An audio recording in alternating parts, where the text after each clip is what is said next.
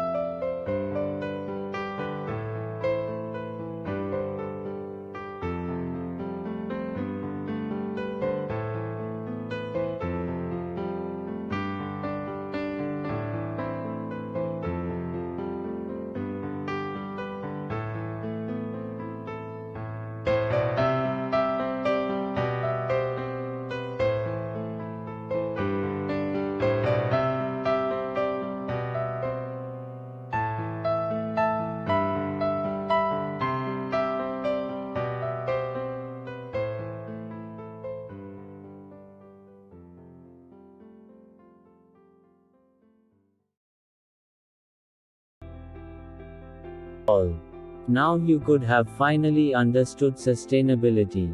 It just meant that something could continue on and on forever regardless of how much suffering it caused.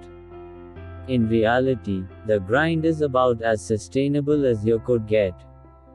All this time, we had only looked at fish and other marine life in terms of sustainability and ecological impact, but we never considered the lives of these animals in their own right, or whether they could feel. To me, it's remarkable that the question is even asked that, do fish feel pain? As a scientist, it's common sense. They have a nervous system, fish do. They have the basic elements that all vertebrates have. They have the capacity to feel on a level that I almost can't imagine we can. We feel pain, we feel touch. But fish have a lateral line down their sides that senses the most exquisite little movements in the water. So you see 1,000 fish moving like one fish. Those who say, doesn't matter what you do to a fish, they can't feel anything. Or that they can't relate to pain, or they can't sense danger in the future. Well, they haven't really observed fish.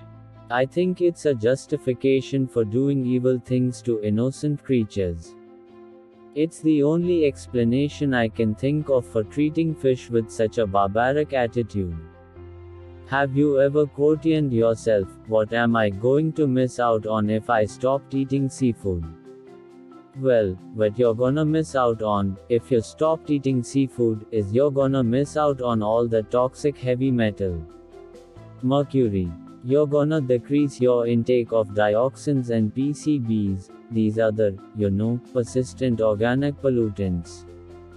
The aquatic food chain is the most concentrated source of industrial pollutants.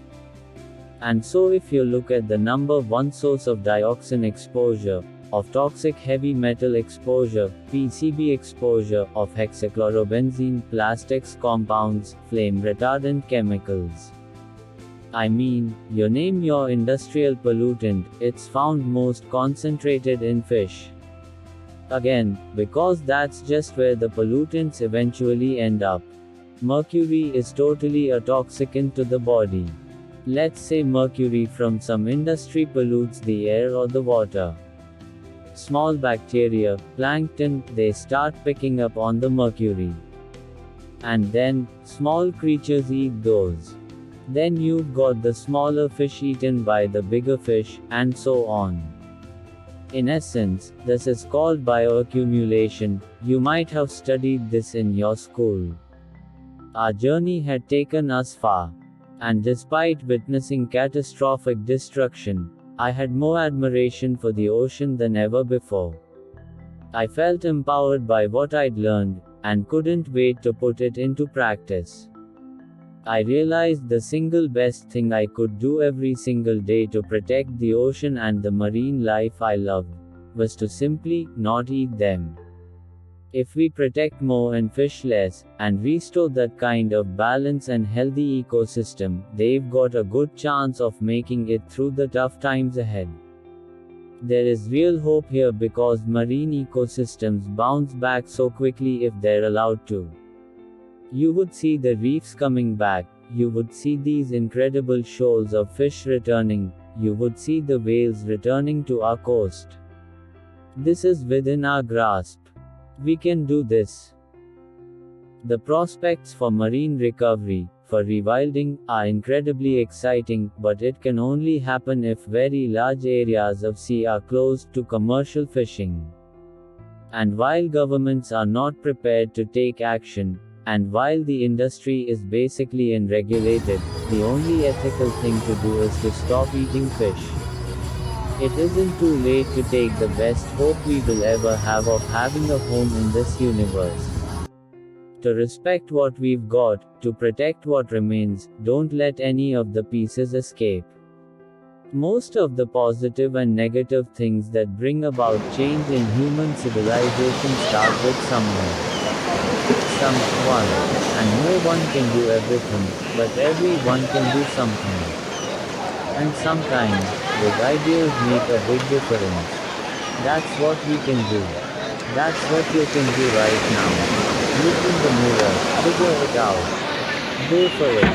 Hope you understand how important are marine lives, not only marine lives but whole ecosystem, and will help in conserving them. Thank you.